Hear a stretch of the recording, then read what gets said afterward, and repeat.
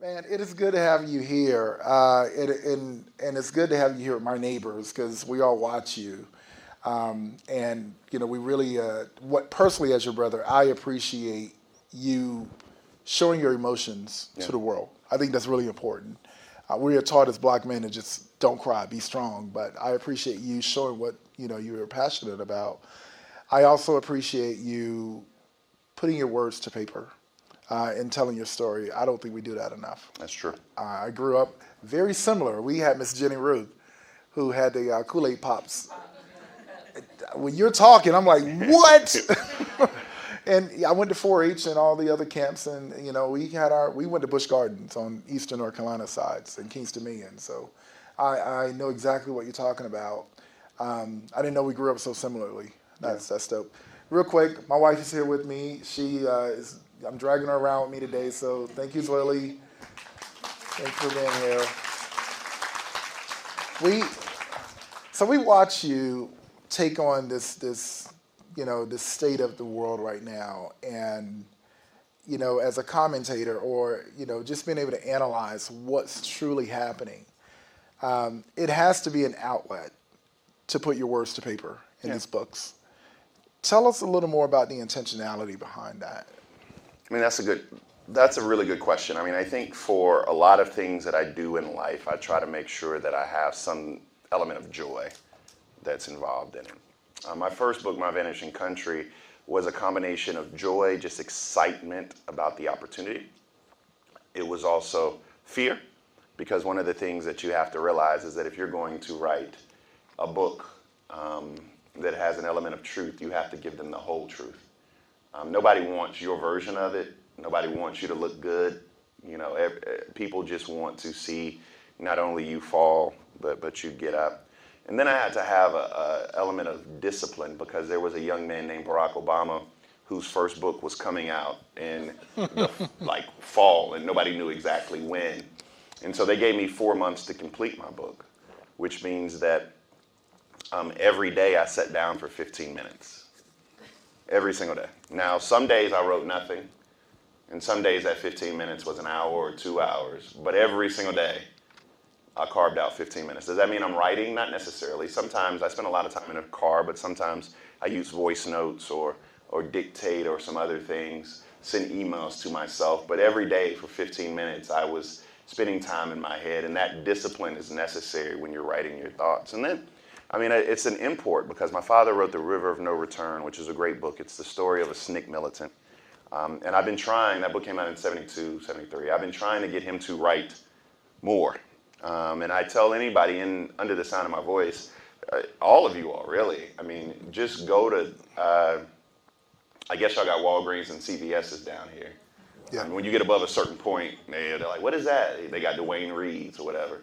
But go and get one of those 89-cent composition notebooks, the marble ones, and just begin to sit down and write your thoughts and what you remember about growing up. But don't just write them. And that's the thing that people, the most amazing thing about the intentionality is that a lot of people just write words to paper. And then they write words to paper to try to convince people, or to convince themselves, or to make someone else look bad, or to make them look good. And that's not really good writing. In fact, that drives me nuts. What I would prefer you do is sit down and make sure that when you're talking about growing up, you remember the sweetness of the pecan pie that your aunt made. You remember the smells of the incense. I was Episcopalian, and so I remember the incense in our church and how those smells would immediately, between that and the wine I drink as an acolyte, I had to go home and take a Benadryl, right? I remember how my Aunt Jenny, she put a stick of butter in her coconut pies. I mean, you remember those things. You remember the feeling on your thighs on a hot summer day when you got a chance to sit on your grandma's sofa that still had the plastic on it. And not only that, but you remember you weren't there long because you weren't supposed to be in that room anyway. Or how you were saving money, right? And you were saving money and you used to roll up coins. And you remember the little copper. You would count it to the 50 to get your pennies. And then you would roll up your quarters and your dimes. I remember, and to that point, one of the things I talk to folk about is And you'll appreciate this, Leah. One of the things I talk to people about is, for example, financial literacy and how there is such this disconnect. I remind folk how I learned about credit. And the way that I learned about credit is my dad, who was born in 1944, we go to the post office together. Because the post office in small town South is where you gather. You see everybody at the post office. And how you would mail you a credit card. They would literally, in the mail you credit cards. And my dad in the post office would ask the postmaster or whomever was working, one of our cousins, one of the Tylers, for scissors, and he would cut it up in front of us. Because my dad taught me that if you didn't have money for it, you shouldn't buy it. That's why I graduated from Morehouse with a 520 credit score, right? That was a joke, some truth. But we had no idea what credit was.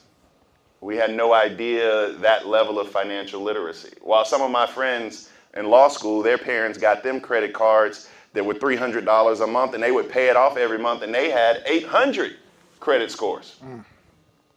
But it's just those fundamental differences about how you write and how you tell your story that is so important, because at the end of the day, when somebody reads a book, particularly a memoir, if you're able to touch and smell and taste the words that are on that page, that's a damn good book. And that's what I wanted people to be able to do when they were reading My Vanishing Country. Yeah, just express yourself and be vulnerable and tell all the truths. Yeah. Tangibly as well as like emotionally. I talked about my mom my mom is rapid cycle bipolar. And so the way I described it in my book was, I was like, you know how Forrest Gump, and I utilized Forrest Gump because everybody knows you. They were like, life is like a box of chocolates. But growing up in my household, that's like, life is like a box of rattlesnakes. You just literally never know when you stick your hand in, because she could be depressed one day. She could be exuberant in the same day, right? And so you were able to depict to people what it was using something that is very relative and understanding to them, that life is sweet and like a box of chocolates, but you were able to conversely illustrate what it was growing up with what we didn't really know was mental illness. We learned it later. I was talking to Charlemagne the other day, and it was Charlemagne and Adam Pac-Man Jones. I don't know if y'all know Adam. He's a football player. Adam is he's from Atlanta. He went to Westlake High School. I went to the club with Adam, and when he walks in, I don't know if y'all have been in neighborhoods where there's just been like Rottweilers running around, and you don't know whose dog it is, but you kind of see it, and that's how we treated Adam. So he was just a wild boy. And one of the things he said was that he had never talked to his mom about mental illness. And one day he was going through something, and he asked his mom, did she know anything about being bipolar? And his mom said, yeah, I've been taking medicine for that for 20 years. But he never knew. And he was like, if you would have told me this, Mom, we could have redirected the ship 20 years ago. We could have recognized that this thing may be passed down. And so it's those type of conversations that you want to begin to spark in the writings that you put forth. That's really, really good to know. I want to get a little more personal. You've spoken about your dad a couple of times. Sure. I started delving into your book, The Moment. Uh-huh. And there was, I found it interesting. I listened to some of your interviews. You talked about, I disagree with my dad on this point. I also find that, so prime example, I have this shirt on. This shirt says Durham is dope. People in Durham love it. They're like, oh my God, Durham is dope, Durham is dope. Until I ran into a certain generation, a little more seasoned than me in a black church. And they were ready to set me on fire. They were, how dare you say Durham is dope? This ain't no dope city. I was like, whoa, whoa, whoa, whoa. And I felt that it was a generational clash. And for the first time in our history, 5 generations are living at the same time. And boy, do we not know how to communicate across generations. So I found it intriguing that, your dad, who's also a writer, had a perspective, and you had a perspective that you sort of disagree with. Talk about that. So, you actually highlight something, and when you write, sometimes you write things that you're like, that was really good. And then one of the things that I wrote that I was like, that was really good was, it's first of all, it's terribly damning, but it was just poetic to write on paper. But I was like, millennials are the first generation millennials are going to be the first generation that leaves this country worse than the one that we inherited. By the way, that's an utterly brilliant analysis, but it's actually damning when you put it on paper, right? Yeah. And so that jumped off paper to me. In a few paragraphs above, in this conversation I'm having with my father, he talked about the fact that he believes that this country is back at 1954 or pre-Brown v. Board of Education, which jumped off the page to more people than even what I thought was a brilliant statement. And in this conversation, the way we approach it is my father and I approach with a level of historical understanding. My father, when he started the African American Studies program at the University of South Carolina, taught a class on Tupac because he knew Afeni, he knew Tupac's mama, right? He understood the history and the culture, and he understood the art, and he wanted to be able to talk to his students about that and what it meant and the business of it and the expression of it and those type of things. But he also knew that every ounce of change we've ever had in this country has been led by young people. Yeah. The civil rights movement, the women's rights movement, the gay rights movement, every movement that we've ever had in this country has been led by young people. And he knew that even more importantly because not too far away from here, he was in rooms where they helped found that small fledgling civil rights organization known as SNCC, where they got paid $8 a week. And he led the mission to go look for Goodman, Schroeder, and Cheney in Philadelphia, Mississippi. And so there is this cultural, historical understanding that we approach these conversations with. Also, if you have that understanding, then a lot of these more seasoned folk that are giving you hell about Durham is dope are the same people who love Sam Cooke, and that was a wild boy. Or Bill Withers. Yeah. And even more importantly, this is where I would love to be a fly on the wall in that setting with you and not even interject, because I've been workshopping something. Where is this going? Everywhere? I don't know. It doesn't matter. It's good. We good. I go to Applebee's a lot because Applebee's does not pour the liquor like it's their own, right? At Applebee's, they just pour the liquor and they just... And I go to the Applebee's by our local veterans hospital. And so when I just tell you I have some of the most entertaining conversations that I've ever had in my life, I love it. I go in there and talk to the vets, and they come right out the veterans hospital in Applebee's, and they drinking with me. But people leave me alone, all right? And so the other day I was sitting there and I was talking to my bartender, and I asked her how old she was.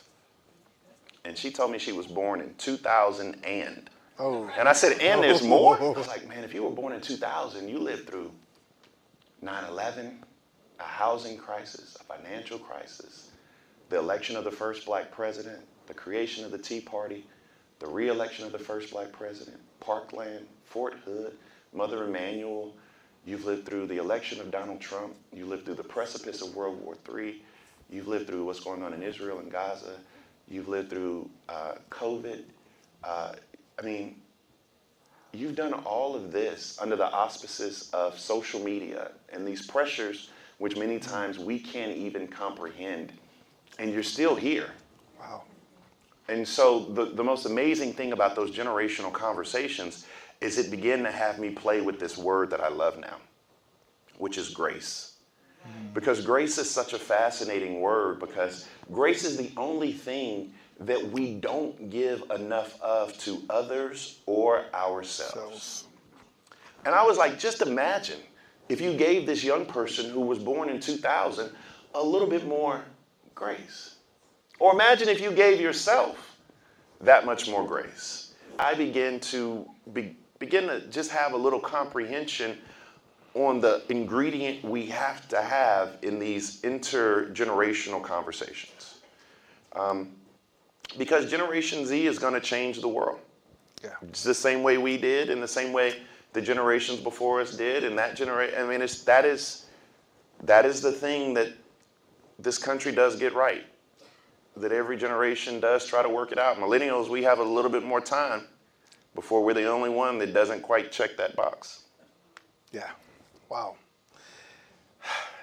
That's pretty deep. Yeah. I want to go back to something. I remember seeing you express yourself on CNN Yeah.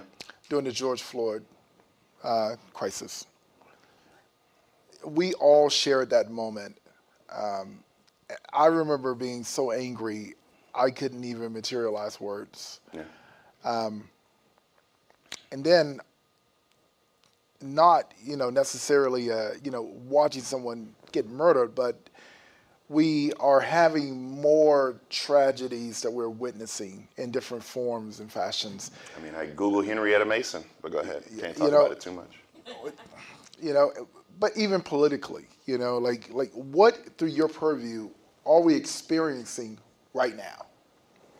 And I know it's a really big question, but what the heck is happening? I mean, that's a big question. That's a difficult question to answer. I can say we are not experiencing anything that we haven't seen before.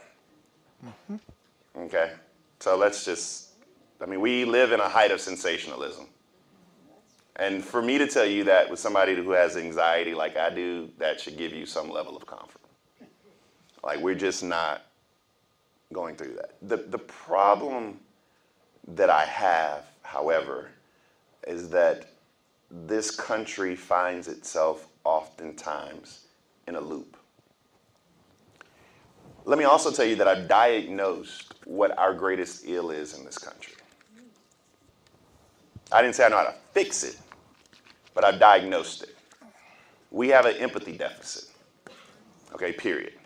Okay, I won that. If you want to go tell somebody you figured out just attribute it to me. We figured out what the problem is.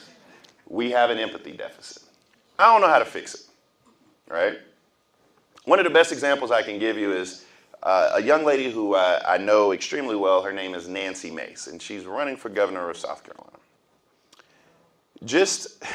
Just recently, 2 days ago, we had 2 young men that were passed out in the parking garage, above the parking garage of the College of Charleston, like they were on campus. And they had a stockpile of weapons in their car. When I say a stockpile, I mean like hundreds of rounds of ammunition, dozens of guns, assault rifles. They had protective gear. They had everything in their car. But you won't hear a peep about that. In fact, you couldn't even arrest them in South Carolina for carrying most of that stuff. But if 2 men fall in love with each other, they are castigated and lampooned. It's kind of a very wild notion to accept of what is a danger and what is not. I mean, you began kind of asking where we are. And that, for me, is a very difficult question because we have to understand how far we've come. Mm-hmm. And George Floyd clearly articulated what my mission in life is. And some of you all are 60 and still don't know why y'all here, which is fine. It'll hit you one day. But George Floyd it made it crystal clear for me. I love people who are intentional with their language and despise people who are not. I don't like loose language. Okay? I don't like it. It makes me feel a type of way. People who say that George Floyd got justice makes me nuts. Because George Floyd being alive is justice. Right. George Floyd got accountability. Okay? So let's start from there. What did it take for George Floyd to get accountability? The first thing that had to happen was that he had to have a knee on the back of his neck for 9 minutes. Then there had to be the courage of a 17-year-old black woman named Danella Frazier to take her phone out her pocket and videotape it. And then on the video, George had to bellow out for his mother, illustrating how painful and agonizing it must be to be 40 years old, but still calling out for your mother. And then not only did the entire country had to come outside, but the entire world had to come outside. And last but not least, we had to be in a pandemic, a once in a 100-year pandemic. And why, you're like, Bakari, what does that have to do with anything? What does that have to do with the price of tea in China? This.